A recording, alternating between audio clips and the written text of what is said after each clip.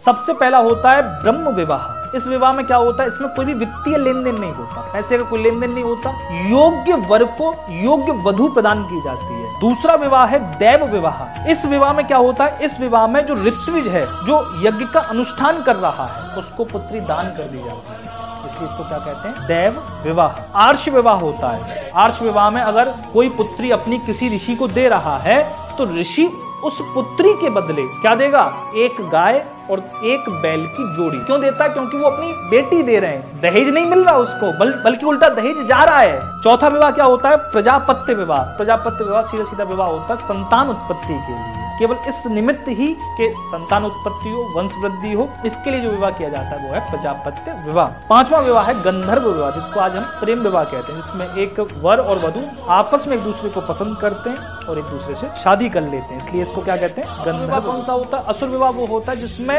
किसी स्त्री को खरीदा जाता है पत्नी के रूप में, किसी स्त्री का मूल्य चुकाया जाता है, तब उससे शादी की जाती है, इसको कहते हैं हम असुर विवाह। किसका हुआ था ये हुआ था माद्री का पांडु से। महाभारत में जो पांडु थे अर्जुन के पिता, और माद्री जो नकुल सहदेव की माँ है, उनका विवाह इस तरीके से हुआ था। सातवां विवाह है राक्षस विवाह। राक्षस विवाह में क्या होता है, सगे संबंधियों को हराकर युद्ध में फिर उनकी जो स्त्री है, पुत्री है, उस सबको हरण करके लाया जाता है, विवाह किया जाता है, इसको कहते हैं राक्षस विवाह। ये कहाँ हुआ था, जब पितामह भीष्म ने काशी नरेश की कन्याओं का हरण किया था, आगे कथा आएगी अभी। तो ये राक्षस विवाह, ठीक है। आठवां होता है पिशाच विवाह। ये होता है पिशाच विवाह, उसको कहते हैं जो छल कपट के द्वारा कोई वर किसी वधु के साथ करता है, कोई लड़का किसी लड़की के साथ। जैसे आजकल लव जिहाद हो गया, लव जिहाद में पहचान छिपाकर अपना नाम सोनू मोनू रखकर, हिंदू नाम रखकर, हिंदू लड़की को फंसाकर फिर उसका धर्मांतरण करते हैं, तो ये पिशाच विवाह है। इस तरीके के ये क्या होते हैं, 8 विवाह होते हैं।